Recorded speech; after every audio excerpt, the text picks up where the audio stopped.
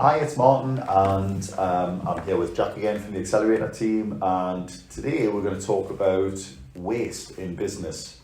Sometimes you can try as hard as you want, you can have all the good ideas you want, you can have the best sales teams in the world, but if you've got waste in your business, you'll always find that you're not working to full capacity. So Jack, has anyone thought about waste and came up with any kind of common ways of describing the wastes by any chance? Well, there would be a bit of a short podcast if I said no, wouldn't there? It would. So kind of joking there, but there's this idea of the 7 key wastes, isn't there? The 7 deadly sins in business, things that you need to avoid at all cost. And they're fairly well established, aren't they? Yeah, the whole concept of the 7 ways actually came from Toyota. They internally kind of came up with an exercise where they identified specific areas of waste within their manufacturing process. And this is one of these really good tools which is just exploded onto the scene, and everyone's using it now, and it's just quite interesting how relevant it is in terms of, regardless of sector, because assuming it's from Toyota, you're like, oh well, this is designed for manufacturing. If you're one of the largest car manufacturers in the world, this episode's for you. But it applies to anybody, doesn't it? Whether you're a one-person business spending 4 hours a day, or you've got a team of 100, it applies to I mean, it's beyond the fact that if you're actually dealing in making stuff or just buying stuff, or if you're actually in the like we are in terms of selling time and people, you know, everything is applicable regardless. There are ways of adapting it to all businesses. So it is a really useful tool. So it's probably worth I'll just quickly rattle off the 7. So there's overproduction, there is waiting, transporting, inappropriate processing, unnecessary inventory, unnecessary motion, and then defects or rework. Let's just go through these, because on first glance suddenly you may think, well, I know what that means, but others might not. So we'll start with overproduction.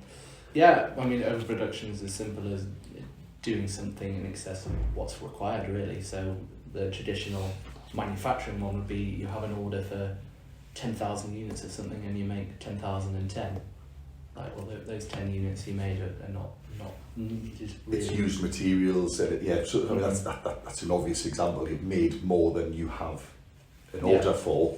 Yeah. The rest is waste unless you can resell it, but often you couldn't on on something like that. And also these things we'll not give examples on every one, but you know the differences between what happens in manufacturing versus services versus retail versus professionals. But so overproduction in a professional service might be, well, someone asks you a simple question and you go, you know, way around the houses and give them anything they could ever ask rather than just answering their question. There's a great example of something that could easily get wrong there, isn't it? Or scope creep. You do more work than you're actually engaged to do. Yeah, absolutely. Yeah. That's a classic one which affects all kind of professional services companies generally. Yeah. Okay. Then and with all of these things, you once you get around to them, you've really got to then, I suppose, just to rewind. Just knowing about these isn't enough to then fix them. It's normally a good idea to sit down with your teams and actually go and study and say, right, well, in what areas are we doing these wrong? And that's what we're trying to do, just give ideas of things that you might want to work on with your teams. Yeah. And you've got to include everyone in this as well, haven't you? Definitely, and it's so powerful to actually put some figures to this. So thinking about these 7 areas and then breaking them down into kind of individual practices that happen within your business. You know, well, how much money or how much time are we wasting by overproduction, by buying more than we need or making more than we need. And you can, by honing in on an example and extrapolating it out, you can realise how wasteful you are being. Yeah, I was talking to a chap yesterday who works in this kind of area, and he said he was the commercial director at a very large engineering firm, and he did a walk around and watched everyone, observed them, like a time and motion kind of exercise. He said he found a guy who was taking a box of washers, put them into little sealed bags with 10 washers in each one, printing a label, sticking the label on. You know, so each project had its own little bag of washers. They would then go to the next factory over, the next building over on the same site, where the first thing the guy there did was open all of the bags and pull them all into a big box. But he's like, I knew where he was going when he said it, but you know that is just like, whether that's inappropriate processing or overproduction, it's either way, it's just a complete waste, isn't it? This guy thought, well, they need 10 of these per job. I'll label up 10 per job. Yeah. And the guy next door it was washers for like 1,000 for a tenner. It doesn't matter if they lose a couple of washers on it. It's like, well, I'll pick a handful out of them. Just pick a couple out as I used them, you know. So yeah, great example. Yeah. So what about waiting then, Jack? So waiting's the next one. What are people waiting for, and what harm does it cause? Well, somebody's always waiting for something, and that's true in any kind of business. I mean, everyone has, regardless of if you're selling a product or a service, there's always an element of work in progress. So how long it takes to make something, how long it takes to provide a service, that obviously is part of waiting, because there's a time where you're tied up doing stuff against when you want to actually, before it gets finished and before you can get billed. And then even that's another part of waiting, is waiting for payment in a lot of cases. Yeah, so you might start a job too early. You might start the job way before it needs to be done, before the client or the customer or the shopper is ready for it.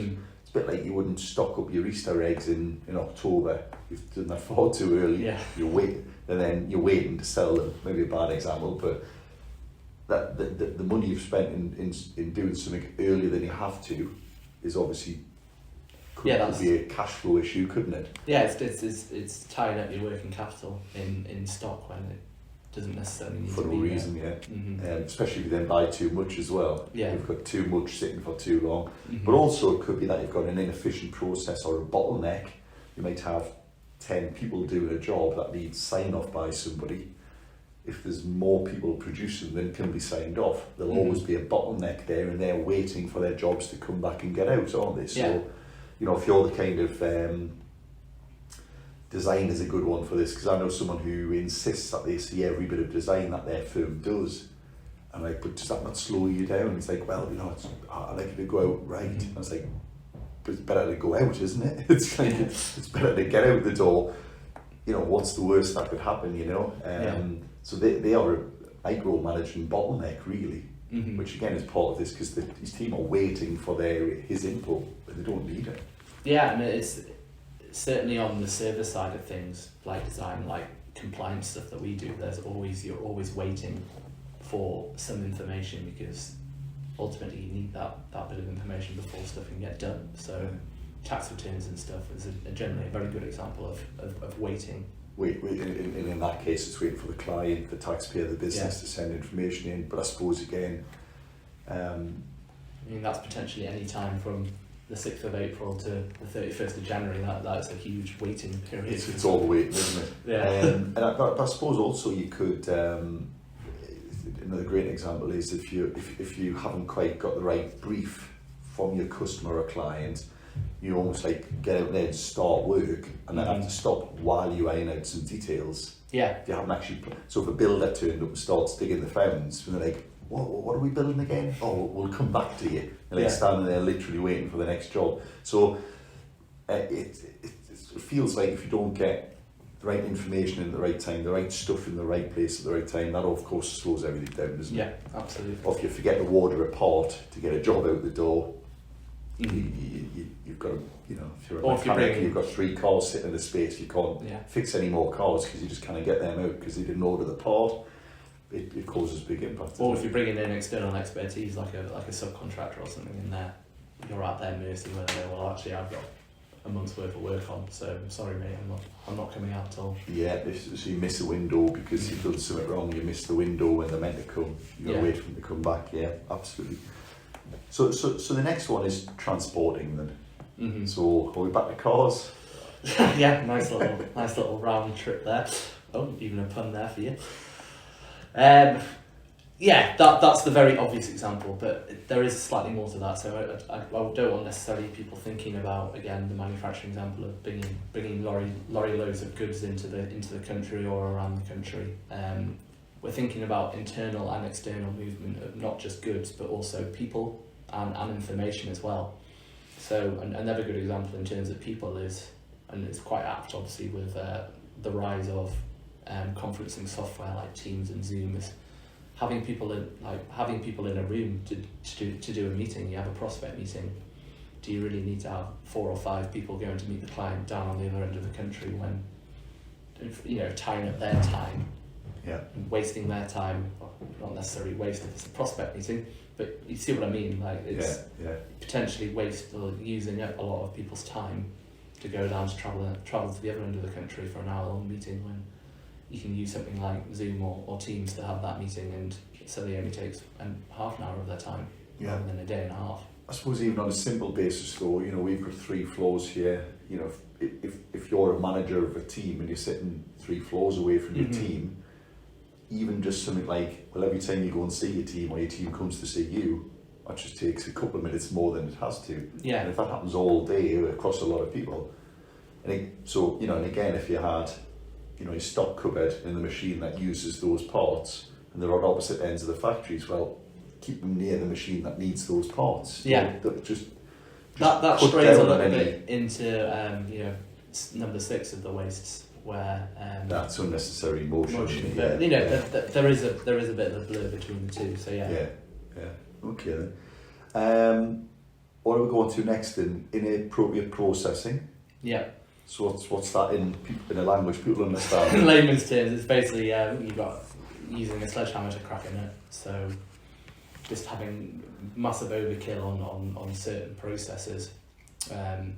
Whether you're like using the correct machinery, in a manufacturing sense, or if it's using appropriate people at the right level. So having your most people with your highest charge out rates, for example, doing menial tasks. The basic work, is incredibly wasteful. Yeah, and actually I mentioned before about this idea of waiting as well. But if you've got, a person above, a senior person who wants to sign off everything you do.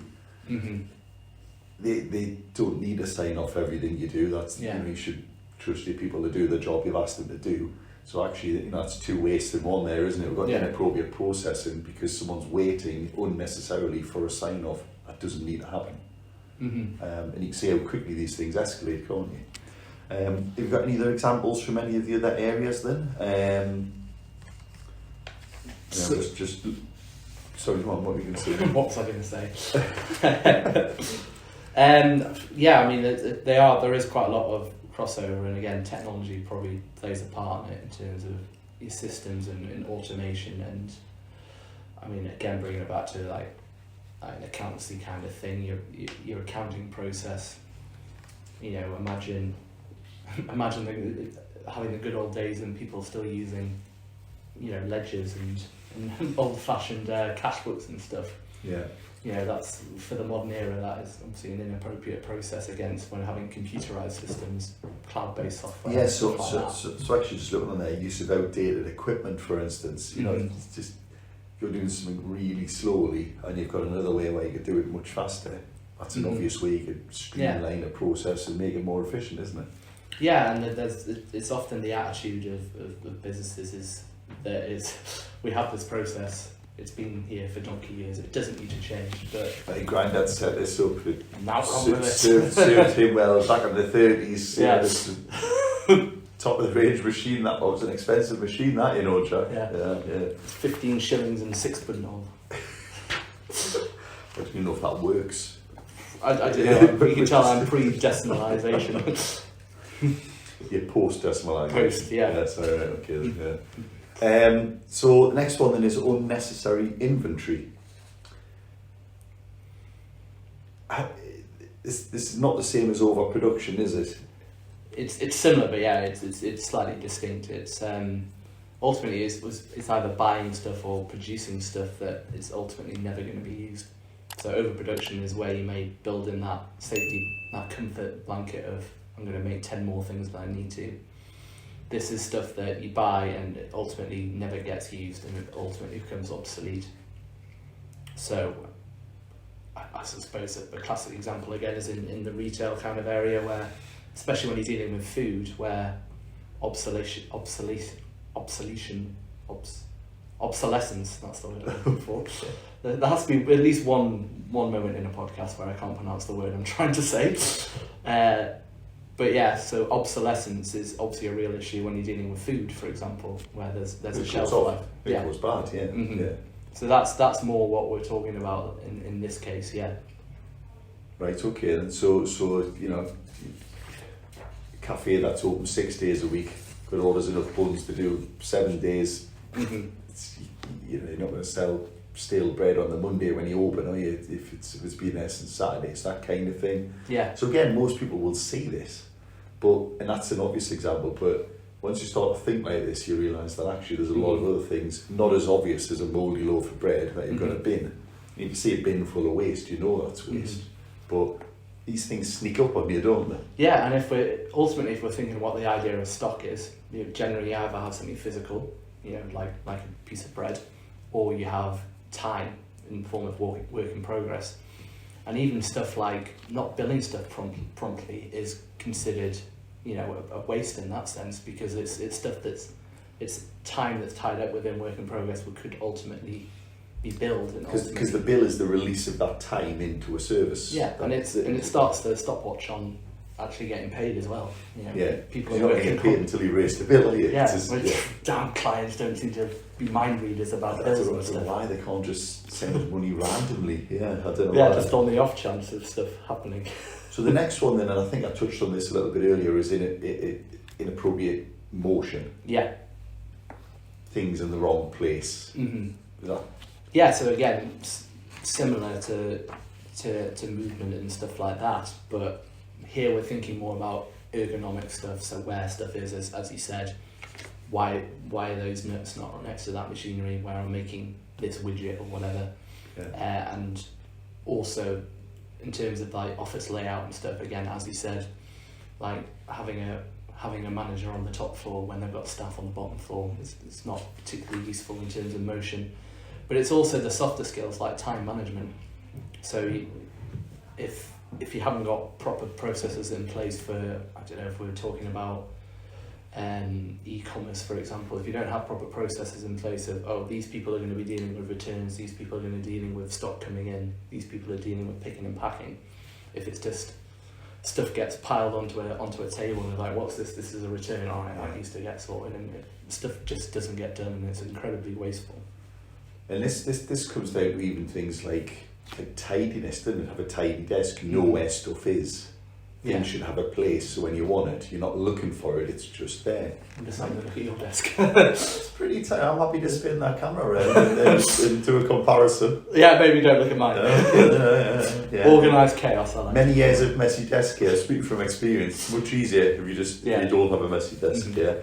It reminds me of one of those adages, one of those falsely attributed quotes from famous people. I think there was one from Bill Gates I read recently. It was like, I'd rather employ a lazy man than a busy one, or than a hard-working one, because he'll find a way of making a process easy or something like that. Yeah. No, that was me. That was me talking about me. I am lazy, so I'll find the quickest way to do stuff.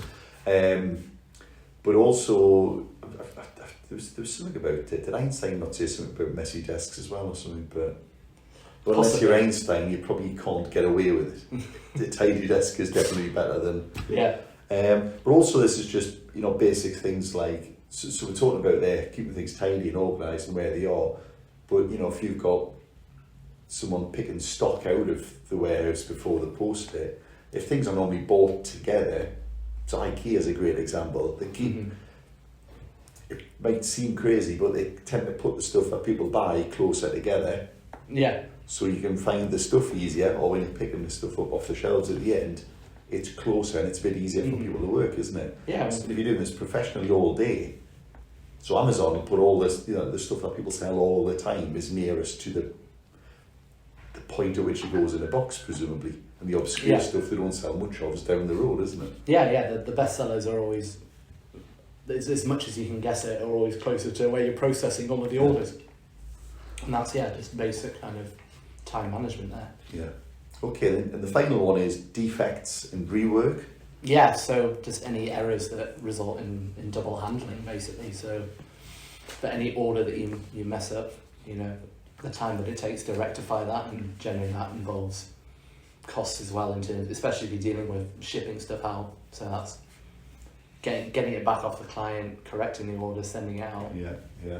Generally, an element of goodwill as well in terms of making sure that. I mean, a nice visual example is if you dig a hole in the wrong place, you got to then fill the hole and dig another hole, haven't you? It's just like an absolute waste.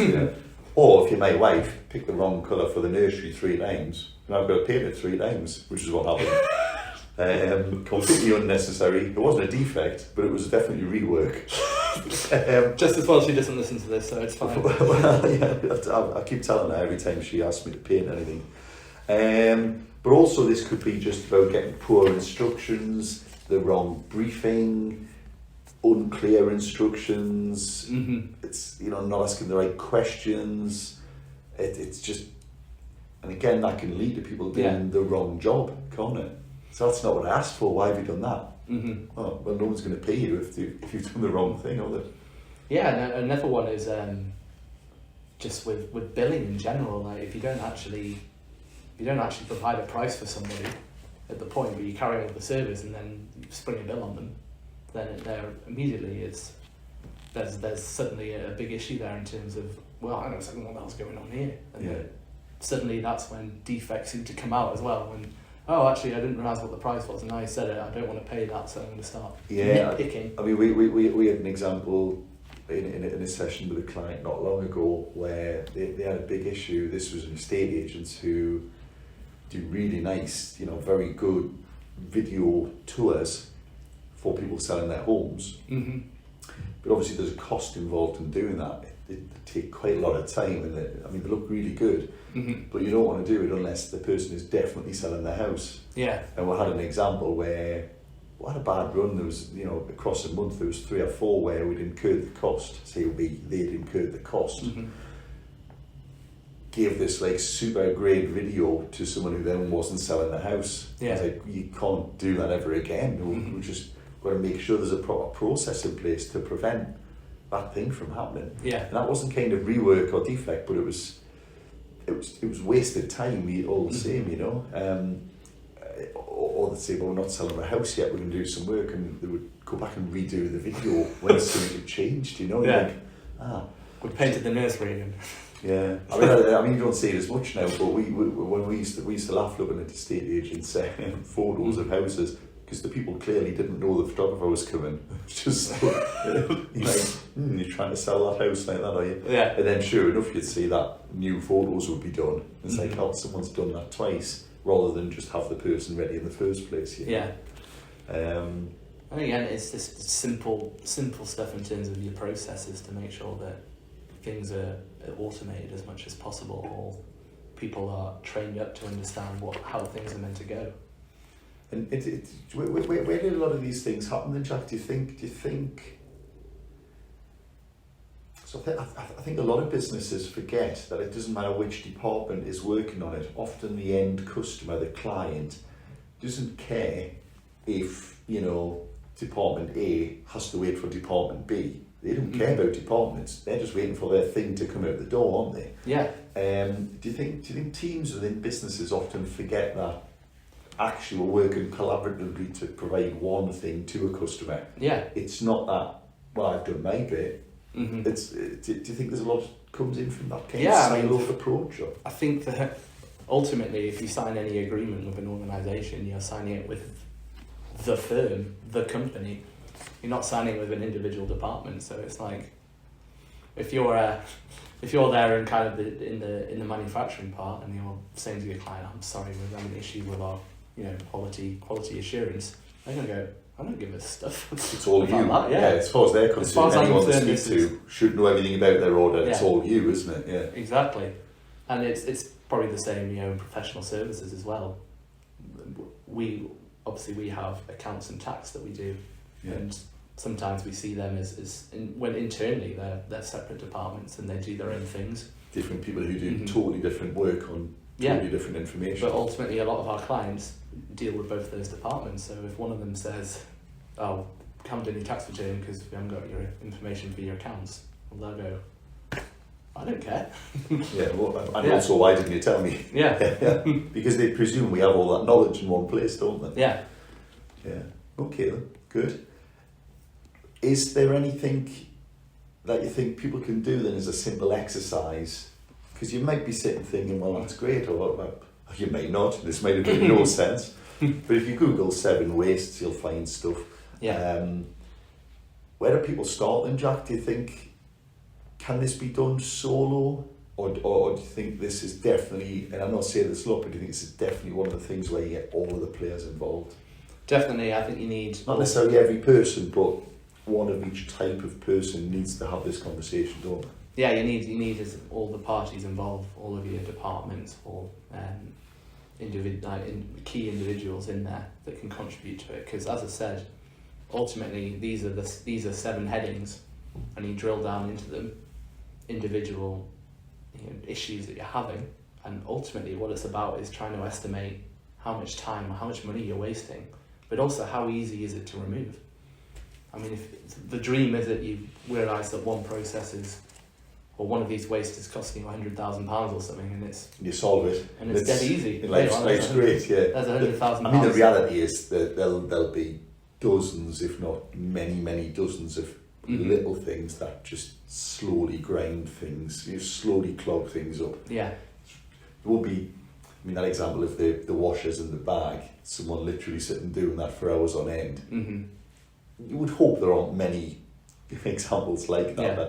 but there'll be loads of examples of stuff in the wrong place, or just in the wrong, I don't know, people walking further than they have to because the thing they do is on the other side of the factory, and it doesn't need to be. Mm-hmm. Loads of little examples that if you add them all up cumulatively, it'll make a big difference, won't it? Yeah, and it's almost a cultural thing where you're encouraging people to take ownership of some of this stuff.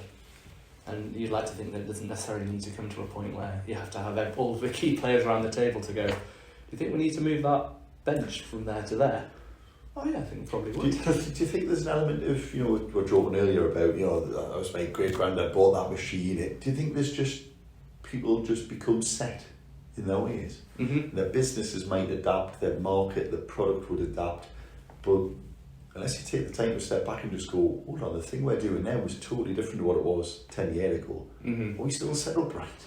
Yeah. It's like, there's change is always something that comes very reluctantly to people. hard fought. Yeah, it's not straightforward. I see that in all of the clients that we deal with. There, change is something that they're best adapt to when it's almost forced upon them, or the outside circumstances force them to. But people are from their own volition are less likely to change.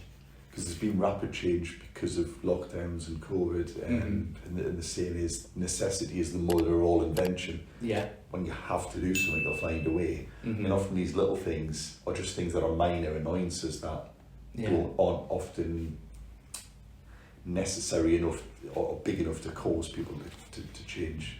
Yeah, and the changes are starting to turn, but diverting slightly into change. But I suppose the point of it is that it's always meant to feel uncomfortable to start off with, and that initial uncomfortableness is often mistaken for people going, oh, it's not working, and they'll stop and they'll go back to what they were doing beforehand. But in reality, change is always going to feel uncomfortable. It's outside your comfort zone, but it's about kind of pushing through, and really at the point where it feels comfortable is when changes actually successfully happen. Yeah. Okay, good. Mm-hmm. Thank you very much, Jack. No worries. We hope you've enjoyed this week's episode on the 7 wastes, and as always, if you're struggling to apply this to your business, we're happy to help.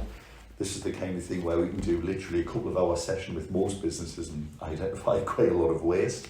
It doesn't have to be a massive elaborate program, but it also could be. Feel free to leave anything in the comments. Let us know what you think about this. If you've got any suggestions for future things, we do these for you. Hope you appreciate that, and you may as well be part of the force that helps us decide what to talk about next. So catch you on the next one. Thank you. Thanks, Jack. Thank you.